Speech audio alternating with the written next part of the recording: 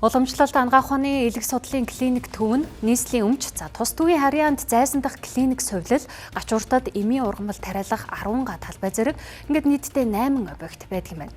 За Эргэн Хатанбаатар нь 2008 онд нийслэлийн харьяа уламжлалт ангаах ухааны элэг судлалын клиник төвийг менежментийг өвчлөлөөр авч 2021 он хүртэлх хугацаанд улс нийслэлийн төсвөөс 7 тэрбум гаруй төгрөгийн татаас авсан байна.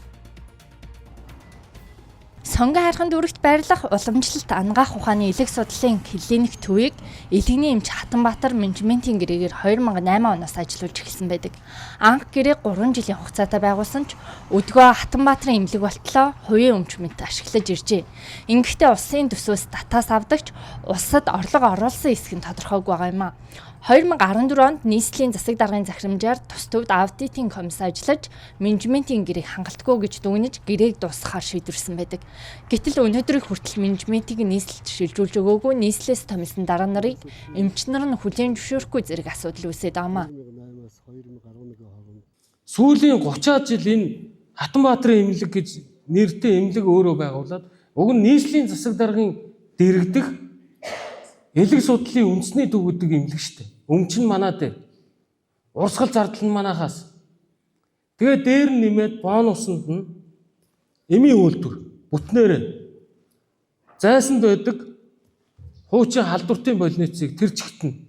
Дээр нь нэмээд гачууртад байдаг эмийн үйлдвэрийг дахиад бүтнээр нь 20 га газартай дахиад нэг объект байгаа гэж байна. Ингээд энийг бүгдийг нь үнгүй аавна гэдэг ингээд ах トゥ хамаатсан саднаа гаргаж орилуулаад суугаад. Нийслэлийн эрүүл мэндийн газраас Хатанбаатар болон түүний хүү Гүрүү Азар нараас объектыг судлахыг 10 гаруй удаа шаардсан байна. Гэвч Хатанбаатар Гүрүү Азар нар нь уламжилт ангаах ухааны элэг судлалын клиник төвийн гэрчлэгээ тамгыг авч зогтсон гэх мэдээлэл байна. Харин тус төвийн харьяа эмийн үйлдвэрийн барилгыг өчигдрөөс албатан чөлөөлж буулгаж эхэлсэн. Эмийн үйлдвэрийн барилга байгаа газрын ашигтай талбайг 3000 м2 гэж үзэж байгаа юм а. 11-р хараалал орчимд 600 м2 газрын үн дунджаар 500 сая төгрөгийн үнэтэй байгаа юм. Өөрөөр хэлбэл тус эмийн үйлдвэр байрлаж байсан газар хамгийн багадаа 3 тэрбум төгрөгөөр үнэлэгдэхээр байна. Энэ бол 8 объектын зөвхөн нэг нь юм. Ингэж үзвэл Хатанбаатар нь менежментийн хөвчлөлт нэрээр нийслэлийн өмчийг хувьдаа ашиглаж ирсэн байгаа юм а. Тэгвэл Хатанбаатар гэж хэн болох мэдээллийг хүргэе.